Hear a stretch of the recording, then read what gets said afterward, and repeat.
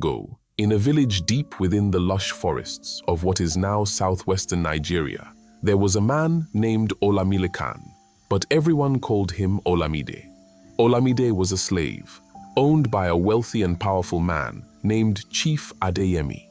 Chief Adeyemi was not just wealthy, he was influential, feared, and respected by everyone in the village and beyond. His compound was the largest in the village, surrounded by tall trees and guarded by fierce warriors.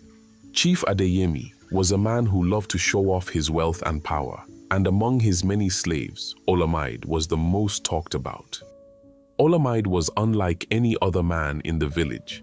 From the moment he was born, there was something different about him.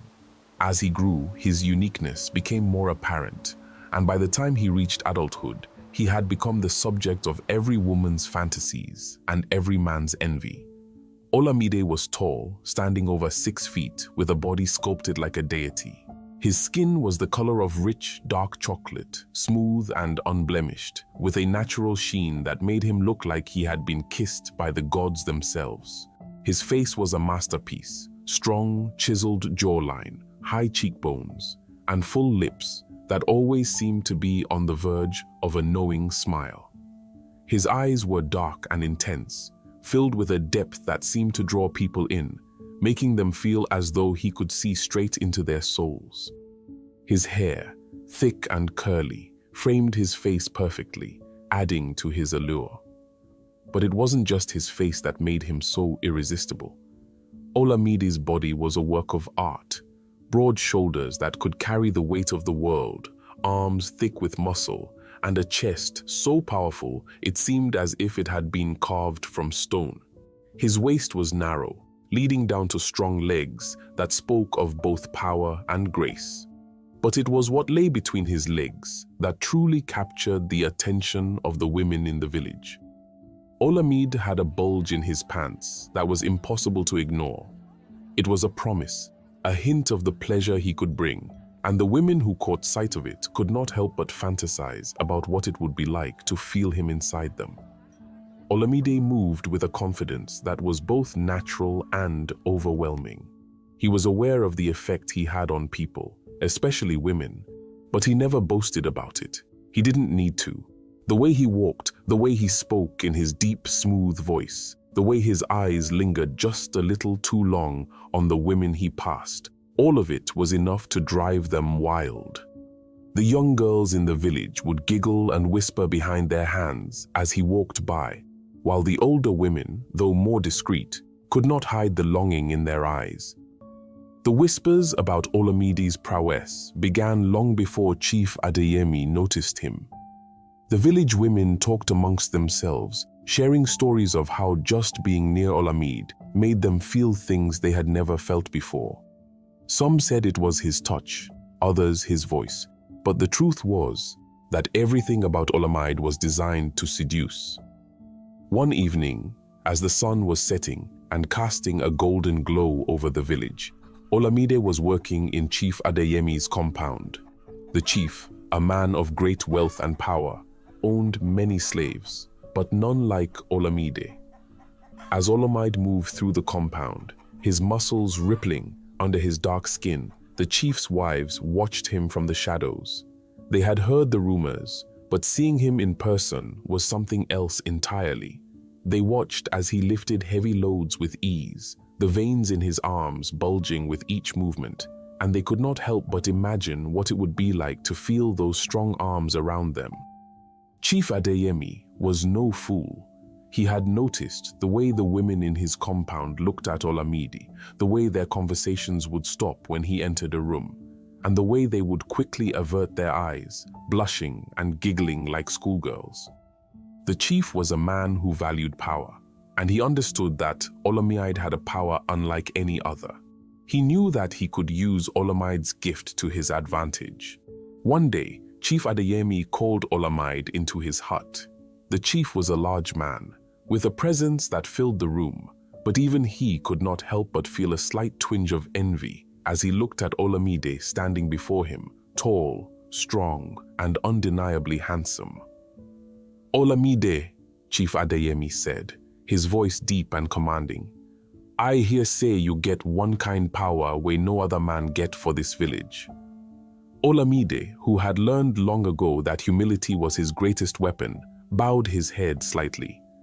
"Yes, my master," he replied in a voice that was both respectful and filled with quiet confidence. Chief Adeyemi studied him for a moment, considering his next words carefully. "From today, your work no go be just to carry load or do farm work. You go day help me in another way," the chief continued. "You go day impregnate my slave women. I want make my household full of strong children's way go carry my name and work for me." Olamide understood the gravity of the chief's words. He knew that his life was about to change, that he was being asked to do something that could bring both pleasure and danger. But he also knew that as a slave, he had no choice. What his master asked, he had to do. The first woman Olamide was sent to was Amoke, a young slave woman who had only recently come into Chief Adeyemi's household. Amoke was beautiful in her own right, with skin the color of mahogany and eyes that sparkled like stars in the night sky.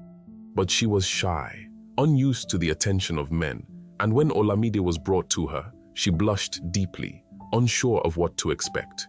Olamide could sense her nervousness, and he approached her with the gentleness of a lion stalking its prey. He spoke to her in a low, soothing voice, telling her that she had nothing to fear, that he would take care of her. And as he spoke, he slowly reached out to touch her hand, feeling the softness of her skin under his fingers.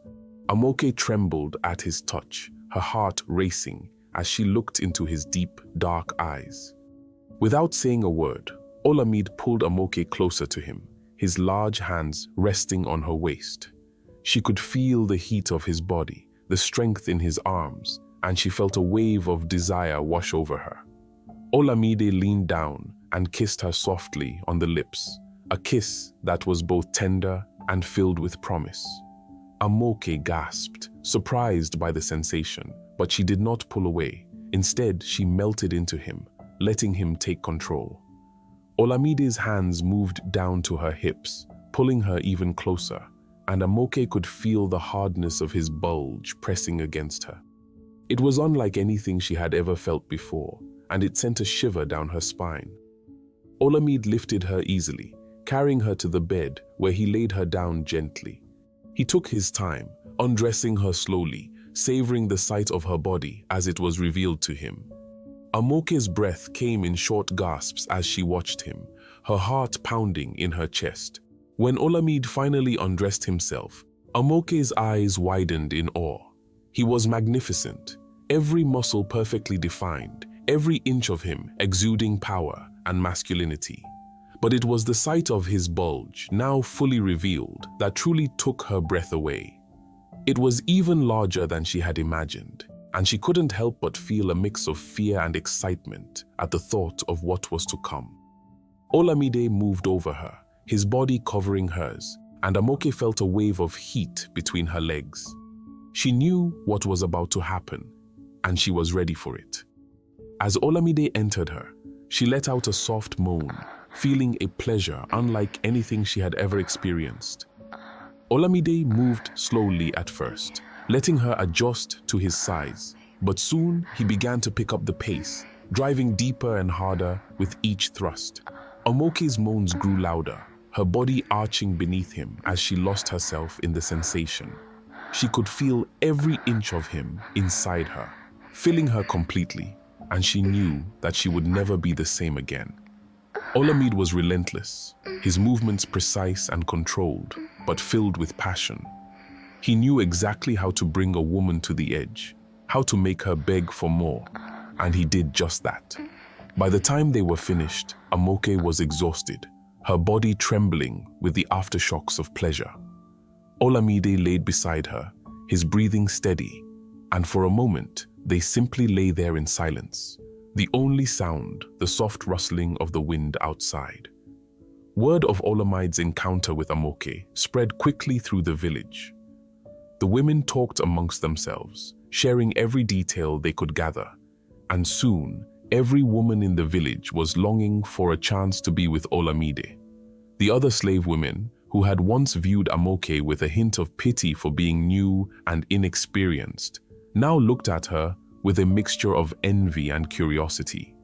They noticed the way she walked, her newfound confidence, the glow that seemed to emanate from her. It wasn't long before they began to whisper among themselves, each one secretly hoping that they would be the next to experience what Amoke had. Chief Adeyemi, ever the shrewd businessman, was quick to recognize the growing demand for Olamide's services.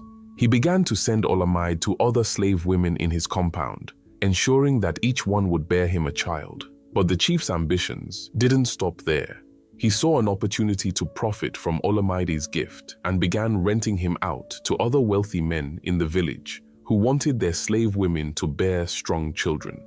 Olamide became a man in high demand, moving from one compound to another, each time leaving behind a trail of women who were left both satisfied and longing for more.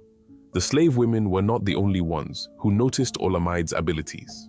The wives of the wealthy men, who had often felt neglected and unsatisfied in their marriages, began to take a keen interest in Olamide. They had heard the stories, and they were eager to see for themselves if the rumors were true.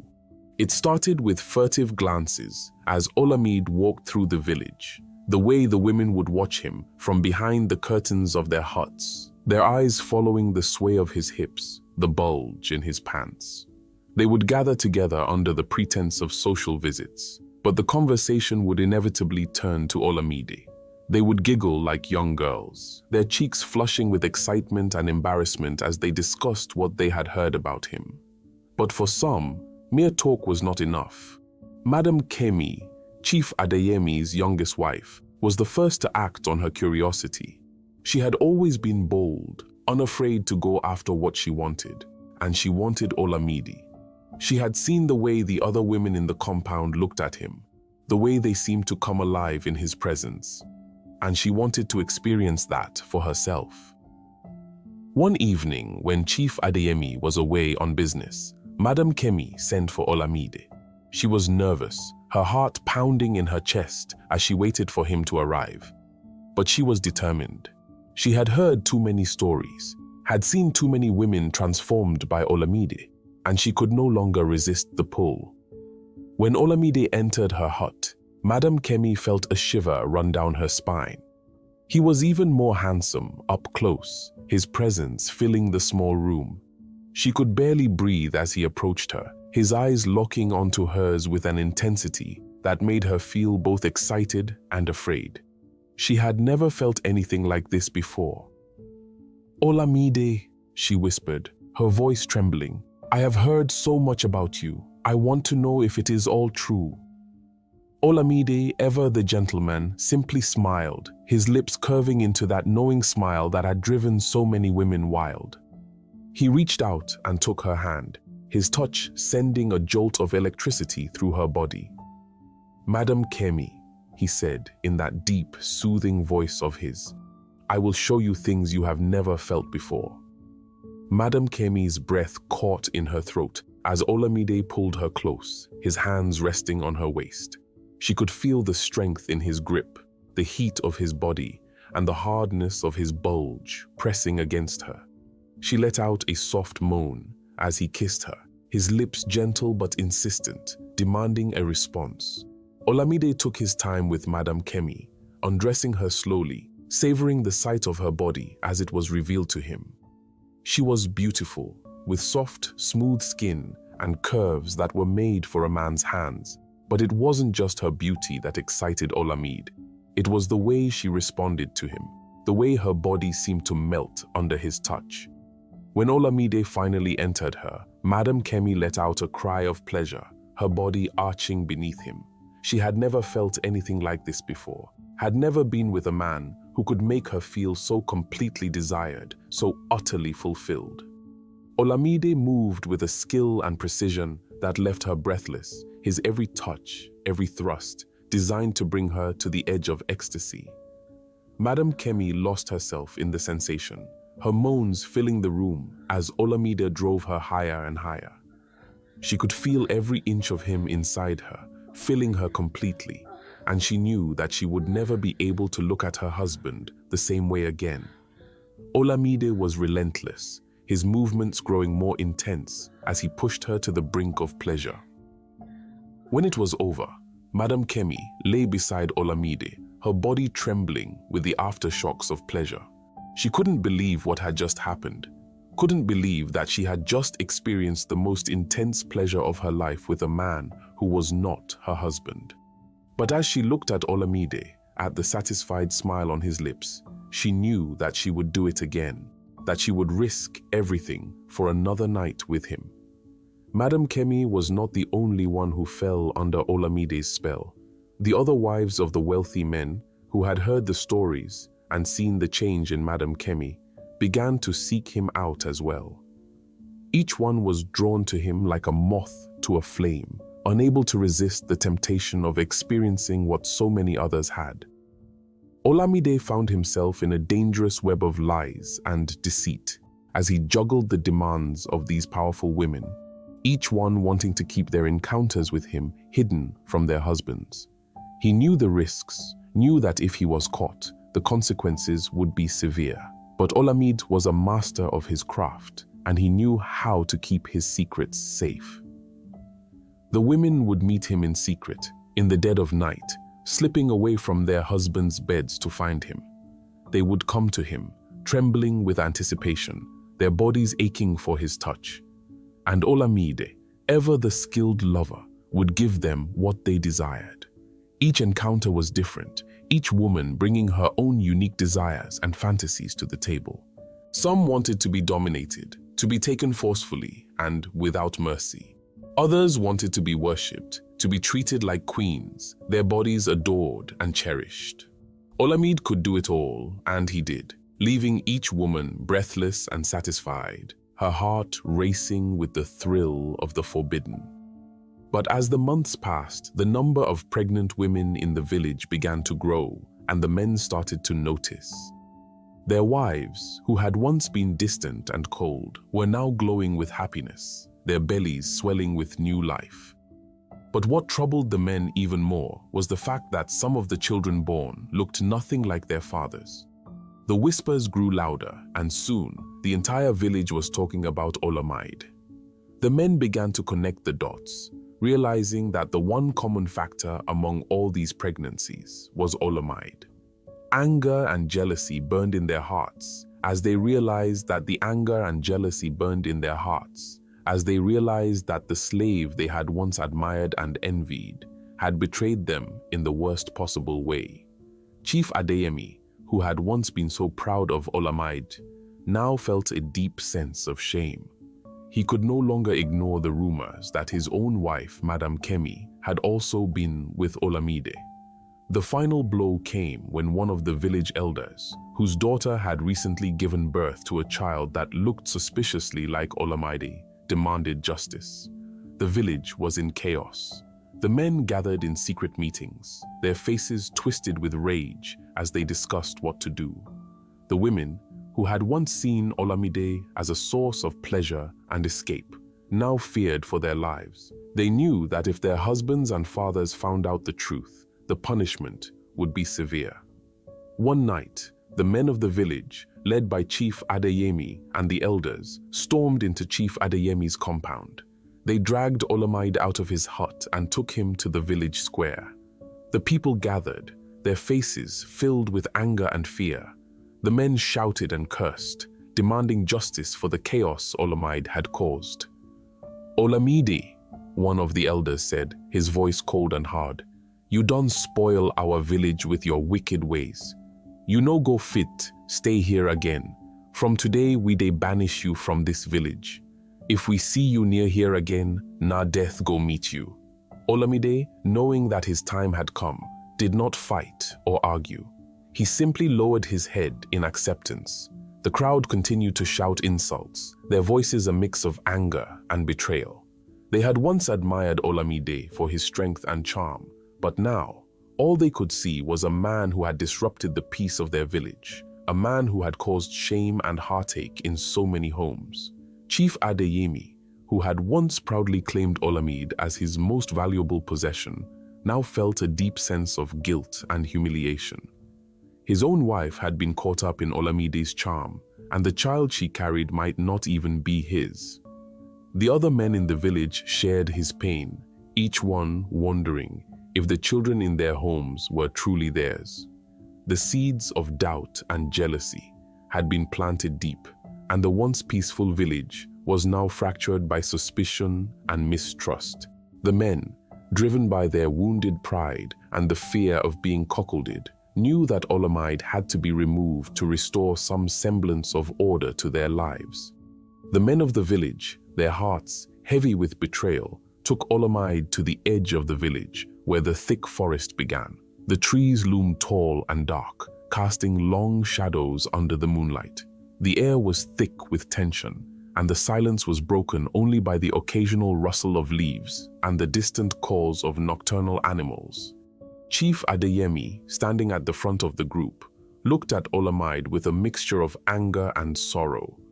Olamide had once been his most prized possession, the man who had brought him so much wealth and status.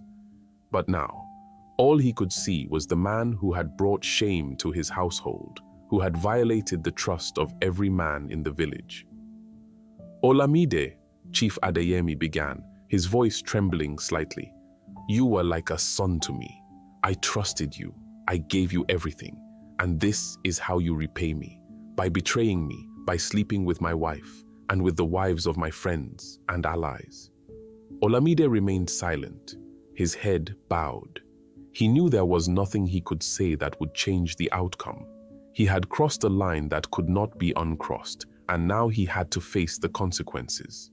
One of the village elders, a stern-faced man with a long white beard, stepped forward. "You have brought dishonor to this village," the elder said, his voice cold and unforgiving. "You have caused chaos in our homes, and you have left a stain on our community that can never be washed away. For that, you must leave, and you must never return." The men, their faces set in grim determination, pushed Olamide toward the forest. They did not lay hands on him with violence, but their message was clear. If he tried to return, his life would be forfeit. Olamide, understanding that he had no choice, began to walk into the darkness of the forest, leaving behind the village he had once called home. As he walked, the sounds of the village faded away, replaced by the whispers of the wind and the rustling of leaves. Olamide felt a deep sense of loss, but he also knew that he had brought this upon himself. He had allowed his desires to control him, and now he had to pay the price. Back in the village, the men tried to regain control over their households, but the damage had been done.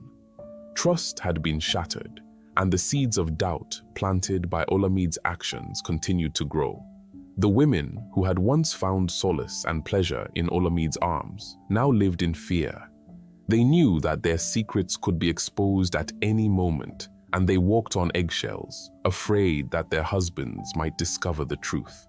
Chief Adeyemi, who had once been the most powerful man in the village, was now a shadow of his former self. He could no longer hold his head high, knowing that his wife had betrayed him with a man he had once considered a trusted servant.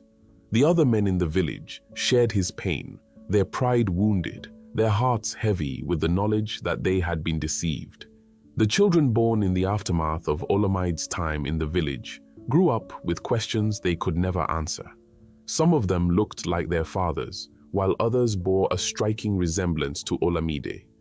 The whispers never fully died down, and the story of Olamide became a cautionary tale, passed down from generation to generation. The women who had been with Olamide never spoke of him again, but they carried the memory of him in their hearts. Some of them remembered him with love, others with regret, but all of them knew that they had been part of something that could never be spoken of openly. Their lives were forever changed by their encounters with Olamide, and they had to live with the consequences of their actions. Olamide wandered the forests and the neighboring villages for many years, never staying in one place for too long. He became a man without a home, always on the move, always looking over his shoulder. He knew that he could never return to his village, But he also knew that his gift was both a blessing and a curse. In his travels, Olamide encountered other villages, other people who had heard of his story. Some welcomed him with open arms, curious to see if the rumors were true. Others turned him away, fearing the chaos he might bring. Olamide learned to live with his gift, but he never forgot the village he had once called home, the village he had been forced to leave behind. As Olamide moved from village to village, he continued to use his gift, but with a newfound caution. He no longer sought out women as he once had. Instead, he allowed them to come to him. He knew the dangers of giving in to his desires, and he was determined not to repeat the mistakes of his past. In one village, he met a young woman named Adeyemi. She was beautiful, with long, flowing hair and a smile that could light up the darkest night. But what drew Olamide to her was not just her beauty. It was her kindness, her gentle spirit. She was different from the other women he had known, and for the first time in a long while, Olamide felt something more than just physical desire. Adeyemi was fascinated by Olamide, by the stories she had heard about him, but she also saw the sadness in his eyes, the burden he carried. She was drawn to him, not just for his looks or his gift, but for the man he was underneath. She saw the pain he tried to hide, and she wanted to help him heal. Olamide and Adeyemi spent many nights together, talking and sharing their stories. Olamide told her of his past, of the village he had been banished from, and of the women he had loved and lost. Adeyemi listened, her heart aching for him, and she offered him the one thing he had not had in a long time: understanding. With Adeyemi's help, Olamide began to heal. He started to see his gift not as a curse, but as a part of who he was. He realized that he had the power to bring both pleasure and pain, and it was up to him to choose how to use it. He no longer sought out the company of many women, instead focusing on the deep connection he had with Adeyemi. The people in Adeyemi's village came to accept Olamide, seeing him not just as a man with a dangerous gift, but as someone who had been through much and come out the other side stronger and wiser. They respected him for the wisdom he had gained from his experiences, and they sought his counsel on matters of the heart. Olamide became a healer of sorts, using his knowledge of the human heart to help those who were lost, those who needed guidance. He found peace in helping others, in using his gift not for his own pleasure, but for the benefit of others. He and Adeyemi grew closer, their bond deepening with each passing day. For the first time in his life, Olamide felt truly content. He had found a place where he was accepted, where he could be himself without fear of judgment. He had found a woman who loved him for who he was, not just for what he could do. And in Adeyemi's arms, Olamide found the peace he had been searching for all his life. Years passed, and Olamide's reputation as a wise and gentle healer spread far and wide. People from neighboring villages would come to seek his counsel, to hear his stories, and to learn from his experiences. Olamide had finally found his place in the world, and he was happy. But back in the village he had once called home, his legacy had not been forgotten. The children he had fathered with the wives of the wealthy and the slave women had grown into strong and capable adults. These children, though born under secretive circumstances, had inherited not only Olamide's physical strength and striking features, but also his wisdom, his charisma, and his ability to unite people. As they grew older, these children began to question the stories they had heard about their father. They knew of the scandal that had surrounded his banishment, but they also knew that there was more to the story.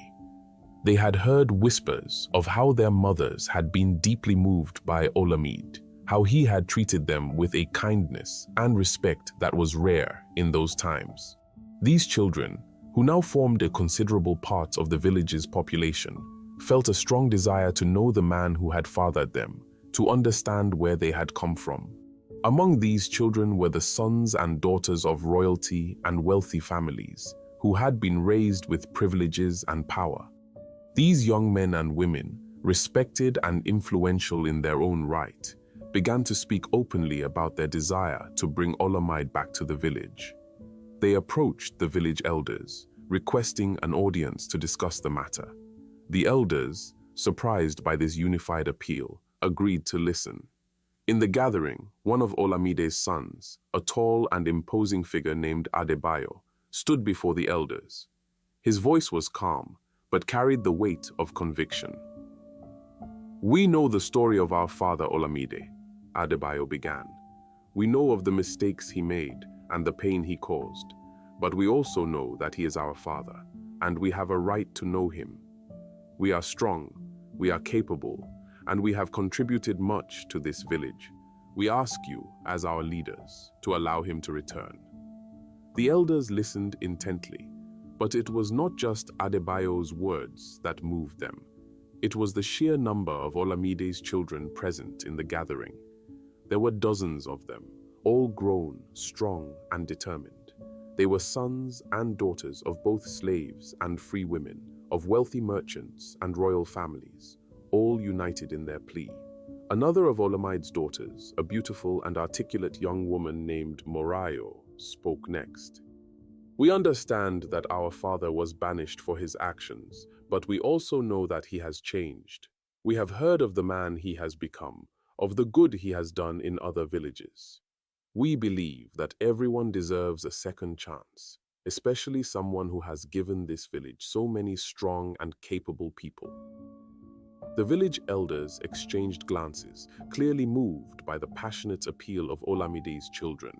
They had not anticipated this level of unity and determination from the younger generation. The elders, who had lived through the chaos of Olamide's time in the village, could see that these children were not just seeking to reclaim a father. They were seeking to heal a wound that had festered for too long.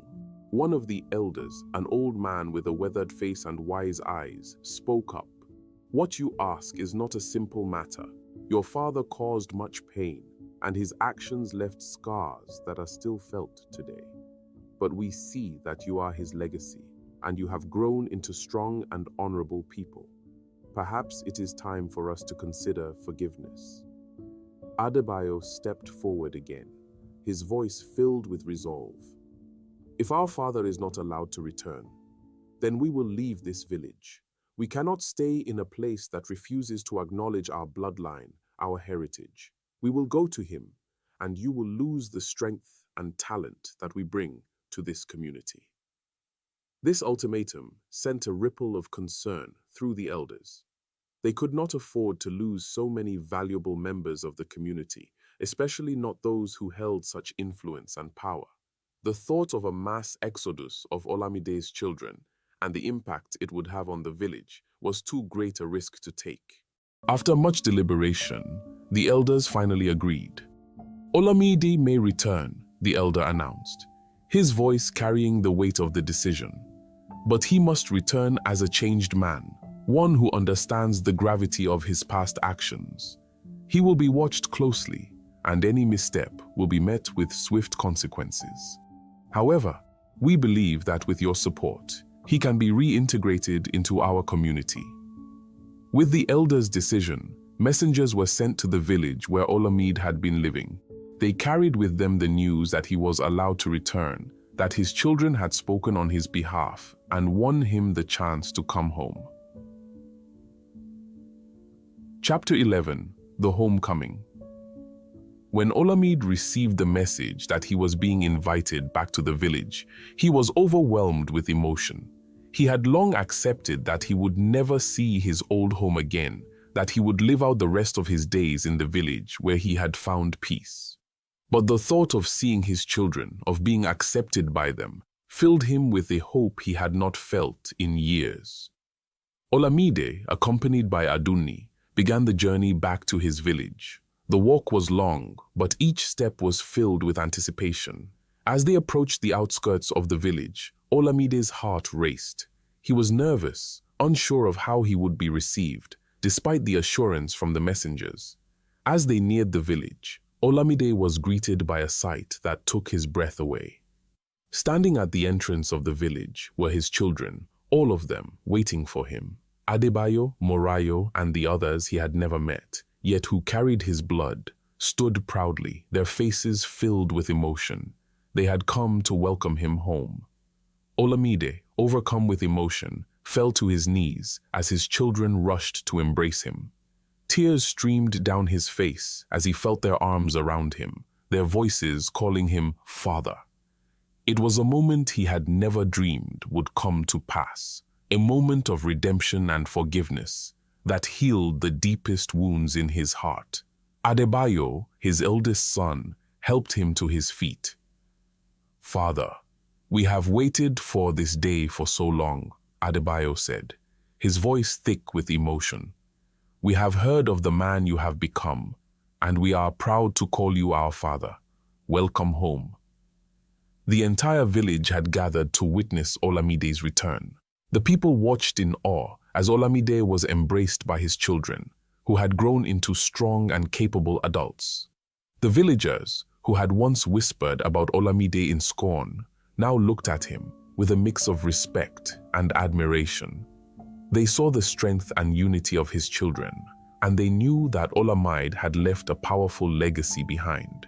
Chief Adeyemi, now frail with age, approached Olamide. The two men looked at each other, and for a moment there was silence. Then, with great effort, Chief Adeyemi spoke. "Olamide, I see now that the man you have become is worthy of the respect and love of your children. I was wrong to think that you could not change. Welcome back, old friend." Olamide, his heart swelling with emotion, nodded. "Thank you, Chief Adeyemi. I have made many mistakes in my life, but I have also learned from them. I am grateful for this second chance." The village elders, who had watched the scene unfold, stepped forward. "Olamide," one of them said, "you have proven that a man can change, that a man can grow. We welcome you back into the village, not as the man you once were, but as the man you have become." The villagers, moved by the elders' words, began to cheer. The sound of their voices filled the air, a sound of acceptance, of unity, of a community that had come together to heal old wounds. Olamide settled back into the village, but this time, he was not the man he once was. He was now a father, a healer, and a respected elder. He and Aduni made their home among the people who had once shunned him, and they were embraced as members of the community. Olamide's children played a significant role in the village, using the strength and wisdom they had inherited from him to lead and protect their people. They were proud of their father, proud of the man he had become, and they ensured that his legacy would be one of love, forgiveness, and unity. The village, once divided by suspicion and mistrust, began to heal. The children who had been born during Olamide's time in the village grew up knowing the full story of their origins, and they were proud of who they were. They knew that their fathers had forgiven Olamide, and they too forgave him, understanding that he had become a better man. Olamide's story became a legend, a tale told by the fireside, passed down from generation to generation. It was a story of love, betrayal, redemption, and the power of forgiveness. And as the years passed, Olamide's name became synonymous with wisdom and compassion. In his old age, Olamide would often sit with Aduni by his side, watching their children and grandchildren play. He would smile, knowing that he had finally found the peace he had been searching for all his life.